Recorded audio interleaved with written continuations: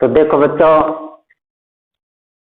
KVM science school Bhopal sir ने कई दिनों से ऑनलाइन पाठ्यक्रम की शुरुआत कर रखी है।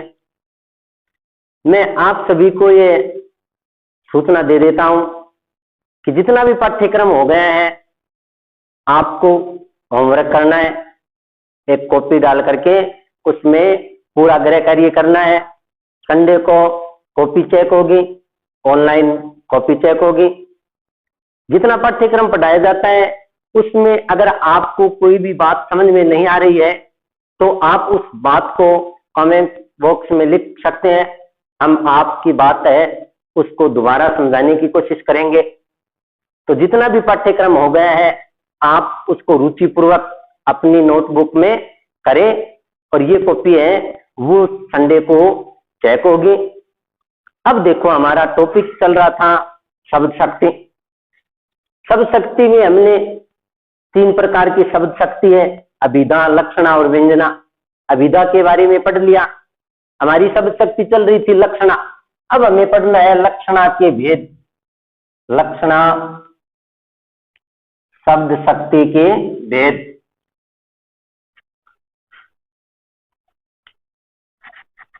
तो देखो, लक्षणा शब्द शक्ति के 2 भेद होते हैं। लक्षणा शब्द शक्ति के 2 भेद होते हैं। एक है रूढ़ा लक्षणा, रूढ़ा लक्षणा या रूढ़ी लक्षणा, रूढ़ा लक्षणा या रूढ़ी लक्षणा। और दूसरा है प्रयोजनवती लक्षणा, प्रयोजनवती लक्षणा। लक्षणा शब्द शक्ति के कितने भेद होते हैं? 2 भेद होते हैं। एक है रूढ़ा लक्षणा या रूढ़ी लक्षणा और दूसरा है प्रयोजनवती लक्षणा। तो देखो, रूढ़ा लक्षणा किसे कहते हैं? रूढ़ा लक्षणा, रूढ़ा या रूढ़ी का अर्थ होता है प्रचलन, परंपरा या प्रसिद्धि। पद्य में या कविता में जब किसी मुख्यार्थ में बाधा उत्पन्न होती है तो रूढ़ी या प्रचलन के आधार पर लक्ष्यार्थ ग्रहण किया जाता है, वहां पर रूढ़ा लक्षणा होती है। यानी मुख्यार्थ में बाधा उत्पन्न होने पर, बाधा उत्पन्न होने पर जब रूढ़ी या प्रचलन के आधार पर, रूढ़ी या प्रचलन के आधार पर लक्ष्यार्थ ग्रहण किया जाता है, ग्रहण किया जाता है, वहां पर रूढ़ा लक्षणा होती है। मुख्यार्थ में बाधा उत्पन्न होने पर जब रूढ़ी या प्रचलन के आधार पर लक्ष्यार्थ ग्रहण किया जाता है वहां रूढ़ा लक्षणा होती है। कौन सी लक्षणा होती है? रूढ़ा लक्षणा। जैसे उदाहरण द्वारा देखो, जैसे राजस्थान वीर है, राजस्थान वीर है। अब इस वाक्य में राजस्थान का मुख्य अर्थ क्या होगा? एक जड़ पदार्थ, एक भूमि, एक खंड। राजस्थान का मुख्य अर्थ ग्रहण करने में तो बाधा उत्पन्न हो रही है, यानी राजस्थान का मुख्यार्थ, मुख्यार्थ तो क्या होगा? एक राजस्थान प्रदेश जो जड़ है, अचेतन है, वो वीर कैसे हो सकता है? अब मुख्यार्थ में बाधा उत्पन्न होगी। इसका मुख्य अर्थ तो ये निकला, राजस्थान का मुख्य अर्थ तो क्या होगा? राजस्थान एक प्रदेश है, एक भूखंड है जो जड़ है, अचेतन है। लेकिन यहां कह रहा है राजस्थान वीर है। राजस्थान वीर कैसे हो सकता है? तब मुख्यार्थ में बाधा उत्पन्न हो गई ना। मुख्यार्थ में बाधा उत्पन्न होने पर जब किसी रूढ़ी या प्रचलन के कारण लक्ष्यार्थ ग्रहण किया जाता है, अब राजस्थान का लक्ष्यार्थ क्या होगा? राजस्थान का लक्षार्थ। अब लक्षार्थ होगा राजस्थान के निवासी या राजस्थान के लोग, राजस्थान के लोग या राजस्थान के निवासी। अब हम कह सकते हैं राजस्थान वीर है, यानी राजस्थान के लोग है, राजस्थान के निवासी है, वो क्या है, वीर है। तो मुख्यार्थ में बाधा उत्पन्न होने पर जब रूढ़ि या प्रचलन के आधार पर लक्षार्थ ग्रहण किया जाता है, वहां पर लक्षणा शब्द शक्ति होती है। कौन सी लक्षणा, रूढ़ा लक्षणा। या राजस्थान वीर है तो राजस्थान का लक्षार्थ ग्रहण किया है राजस्थान के लोग। राजस्थान के लोगों को राजस्थान कहने का क्या हो गया, रूढ़ि बन गई है, एक प्रचलन बन गया। जैसे राजस्थान की कोई टीम जीतती है, कोई खिलाड़ी जीतते हैं, तो हम सीधे तौर पर यही कहते हैं कि राजस्थान जीत गया। या भारत की कोई टीम जीतती है, भारत के खिलाड़ी जीतती है, तो हम सीधे कहते हैं ना, भारत जीत गया। तो भारत के या राजस्थान के लोगों के लिए एक रूढ़ि, एक प्रचलन बन गया राजस्थान, यानी राजस्थान के लोग वीर है, इसके लिए एक प्रचलन बन गया राजस्थान। तो ये है रूढ़ा लक्षणा। और उदाहरण देखो,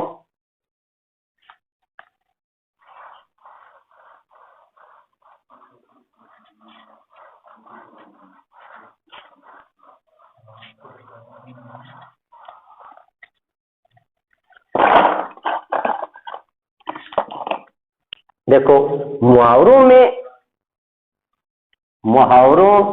में रूढ़ा लक्षणा होती है, रूढ़ा लक्षणा होती है।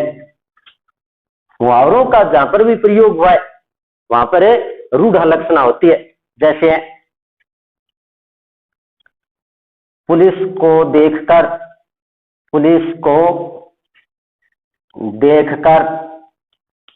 चोर 9-2-11 हो गए, 9-2-11 हो गए। अब इस वाक्य में कौन सी शब्द शक्ति होगी, इस वाक्य में मुहावरा है 9-2-11 होना। अब मुहावरों का जहां पर प्रयोग होता है वहां पर लक्षणा शब्द शक्ति होगी, और लक्षणा का भी कौन सा भेद, रूढ़ा लक्षणा। पुलिस को देखकर चोर 9-2-11 हो गए, तो 9-2-11 होना मुहावरा है, और मुहावरों में रूढ़ा लक्षणा होती है। जैसे वह हवा से बातें करता है या कर रहा है, तो हवा से बातें करना ये मुहावरा है, और मुहावरों में रूढ़ा लक्षणा होती है। तो रूढ़ा लक्षणा की वाक्य में जब मुख्यार्थ में बाधा उत्पन्न होने पर रूढ़ि या प्रचलन के कारण मुख्यार्थ से संबंधित लक्षार्थ ग्रहण किया जाता है, वहां पर रूढ़ा लक्षणा होती है। जैसे ये उदाहरण देखो, पंजाब शेर है, ये रूढ़ा लक्षणा है। महाराष्ट्र साहसी है, वह तो हाथी है, राधा तो मेरी गाय है, यानी ये रूढ़ा लक्षणा। अब दूसरा देखो, प्रयोजनवती लक्षणा।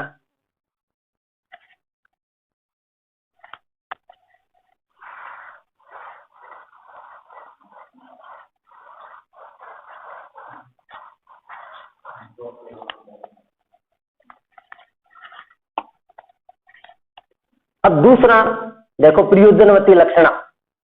प्रयोजनवती लक्षणा में क्या होता है, मुख्यार्थ में बाधा उत्पन्न होने पर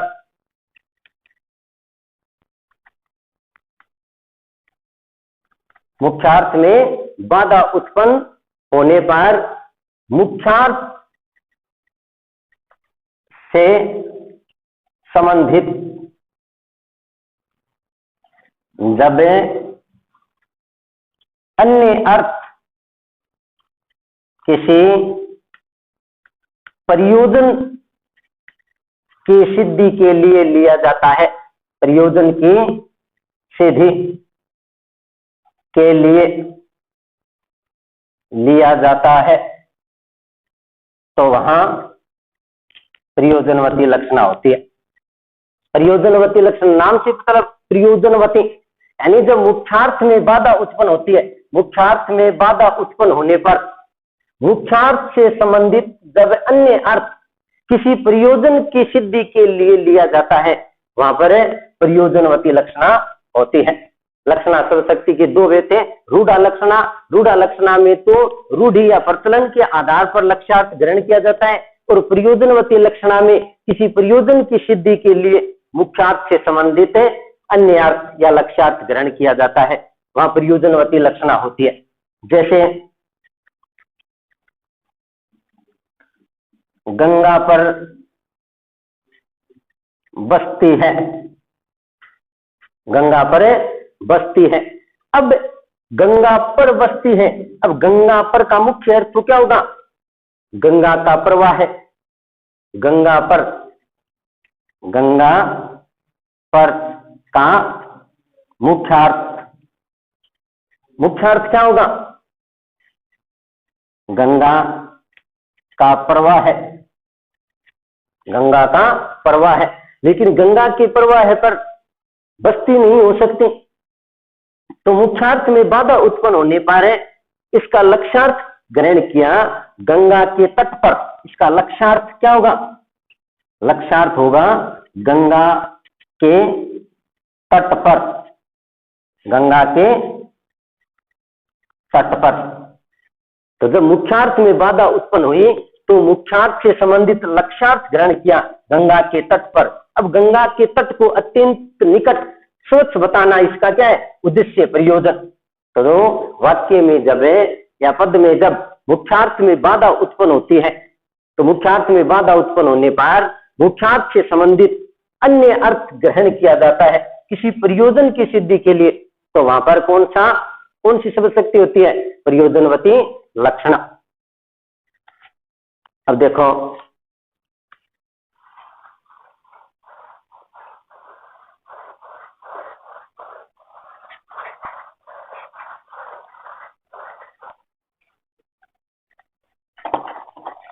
अलंकार पढ़ लिया मैंने। रूपक अलंकार के उदाहरणों में भी प्रयोजनवती लक्षणा होती है। देखो, रूपक अलंकार में प्रयोजनवती लक्षणा होती है। प्रयोजनवती लक्षणा, रूपक अलंकार का कोई भी उदाहरण आएगा, वहां पर कौन सी होगी? प्रयोजनवती लक्षणा। देखो, रूपक अलंकार हमने पढ़ा है। देखो, उदित उदयगिरी, मंच पर रघुवर बाल पतंग, विकसे संत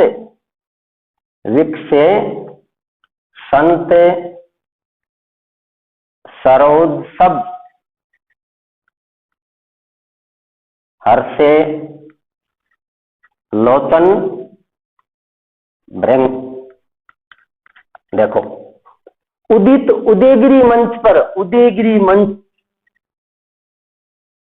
उदित उदयगिरी मंच पर रघुवर बाल पतंग, विकसे संत सरोज सब, हर्षे लोचन भृंग।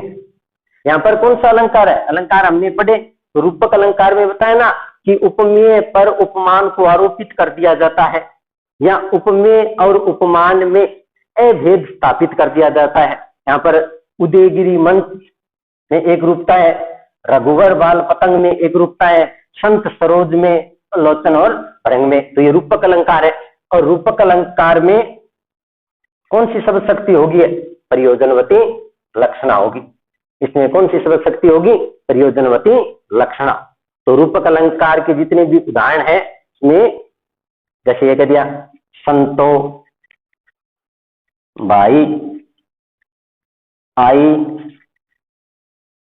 ज्ञान की आंधी, ब्रह्म की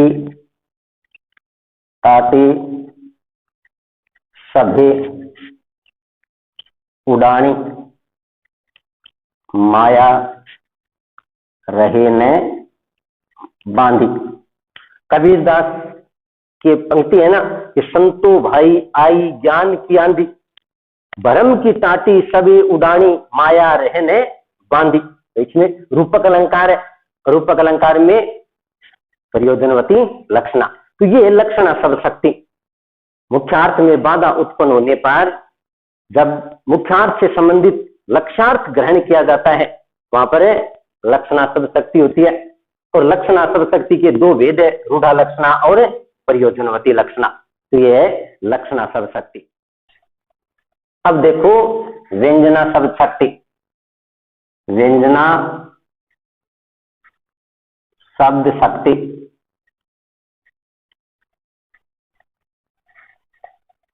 व्यंजना शब्द शक्ति वाक्य या कविता में अभिप्रेत शब्द का अर्थ न तो मुख्यार्थ से प्रकट होता है और न ही लक्ष्यार्थ से प्रकट होता है, तब शब्द का अर्थ अलग अलग संदर्भों के अनुसार व्यंग्यार्थ से प्रकट होता है तो उस शब्द को व्यंजक शब्द कहते हैं।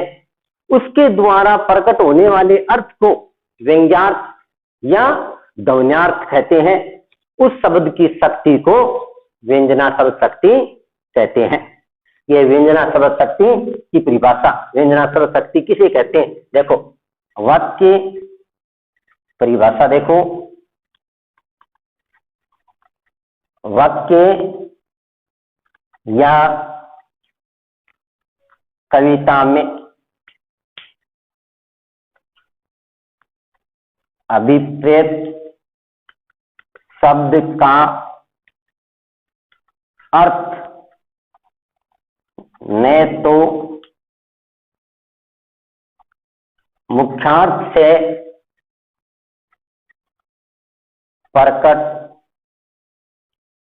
होता है और न ही लक्ष्यार्थ से प्रकट होता है, अपितु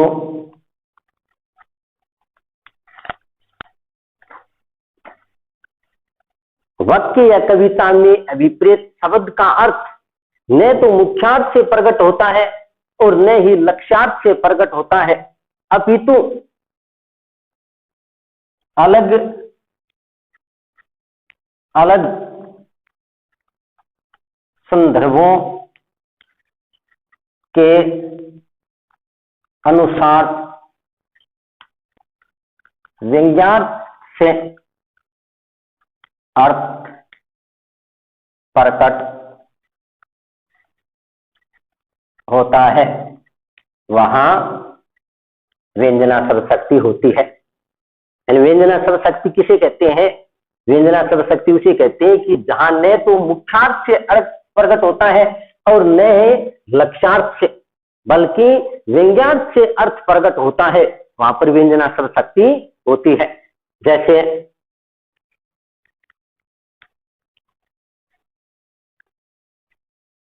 पुजारी ने कहा,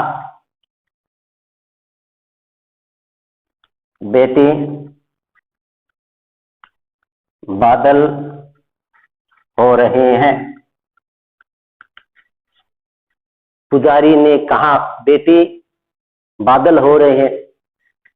अब पुजारी ने कहा, अब बादल हो रहे हैं, इसका अलग अलग अर्थ अलग अलग संदर्भों के अनुसार कोई सोचता है कि सामान अंदर है वो भीतर रखना है, कोई अपने अपने तरीके से है वो लोग सोचेंगे। जैसे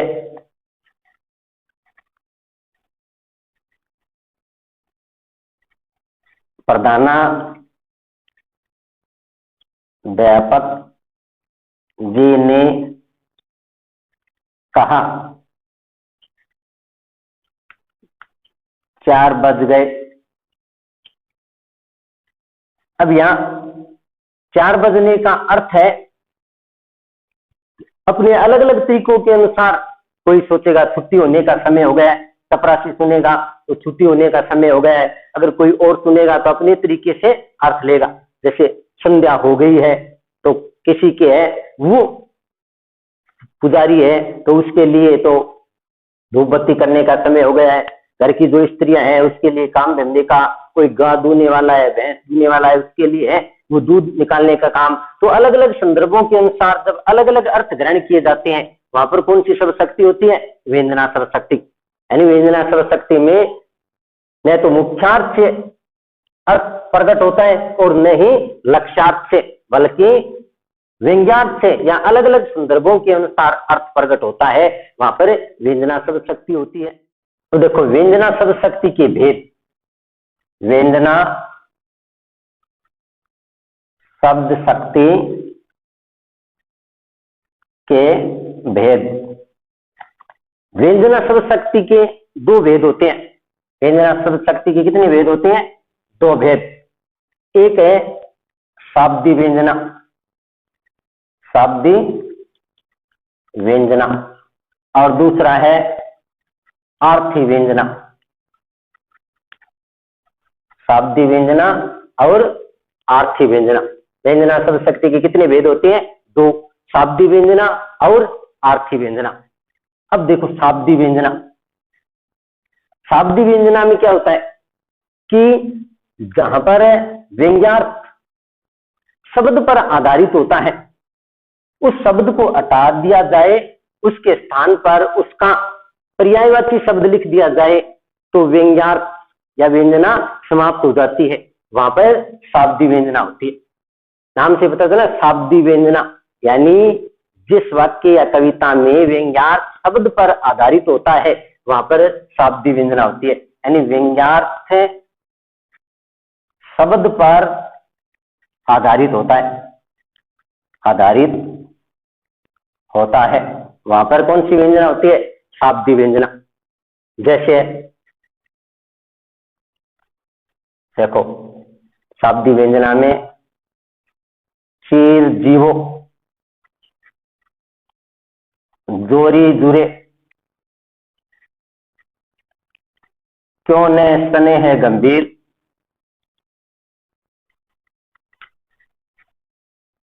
को घटी,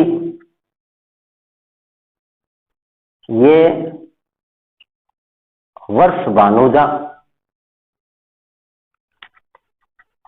वे हलदर के बीच, वे हलदर के बीच।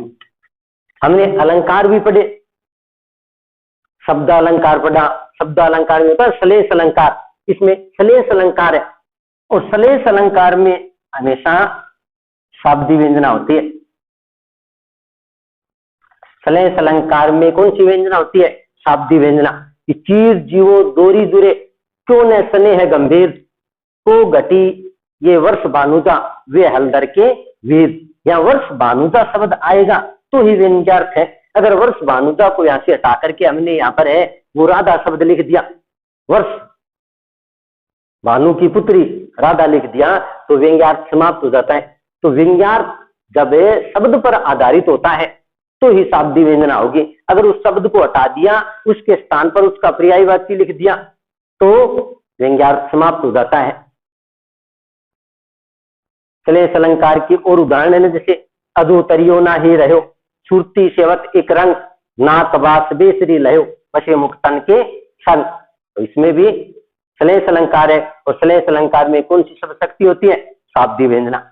इसी प्रकार आर्थी व्यंजना, आर्थी व्यंजना में क्या होता है? व्यंग्यार्थ है, अर्थ पर आधारित होता है, अर्थ पर आधारित। अगर उस शब्द को हटा करके उसका पर्यायवाची शब्द भी लिख दिया जाए तो भी व्यंग्यार्थ वैसा का वैसा बना रहता है, क्योंकि व्यंग्यार्थ किस पर आधारित होता है? शब्द पर आधारित होता है। तो काव्य में जब व्यंग्यार्थ शब्द पर आधारित अर्थ पर आधारित होता है वहां पर आर्थी व्यंजना होती है। शब्द पर आधारित होता है वहां पर शाब्दी व्यंजना, अर्थ पर आधारित होता है वहां पर आर्थी व्यंजना। तो आर्थी व्यंजना देखो, जैसे सूर्यास्त हो गया है, किसी ने कहा सूर्यास्त हो गया है। अब सूर्यास्त का नाम सुनते ही अलग अलग तरीके से अपना अलग अलग है वो अर्थ निकालेंगे। सूर्यास्त, सूर्य प्लस अस्त, कोई है वो संध्या के समय पूजा करने के लिए जाने वाला सचेत होगा, मुझे पूजा करने जाना है, समय हो गया है। गाय भैंस दूने वाला है वो गाय भैंस दोनों के लिए जाएगा। अगर कोई गृहिणी है घर के काम, तो इस प्रकार सूर्यास्त हो गया है, तो इसका अलग अलग संदर्भों के अनुसार अलग अलग अर्थ। तो ये व्यंजना शब्द शक्ति काव्य में जब न तो मुख्यार्थ से अर्थ निकलता है और न ही लक्ष्यार्थ से, जबकि अलग अलग संदर्भों के अनुसार अलग अलग अर्थ निकाले जाते हैं, वहां पर व्यंजना शब्द शक्ति होती है। व्यंजना शब्द शक्ति के दो भेद है, शाब्दी व्यंजना और आर्थी व्यंजना। शाब्दी व्यंजना में व्यंग्यार्थ शब्द पर आधारित होता है और आर्थी व्यंजना में व्यंग्यार्थ अर्थ पर आधारित होता है। शाब्दी व्यंजना श्लेष अलंकार के उदाहरणों में हमेशा शाब्दी व्यंजना होती है। तो ये है व्यंजना शब्द शक्ति। तो वे शब्द शक्ति के जो तीन भेद है वो हो गए, अभिधा शब्द शक्ति, लक्षणा और व्यंजना शब्द शक्ति।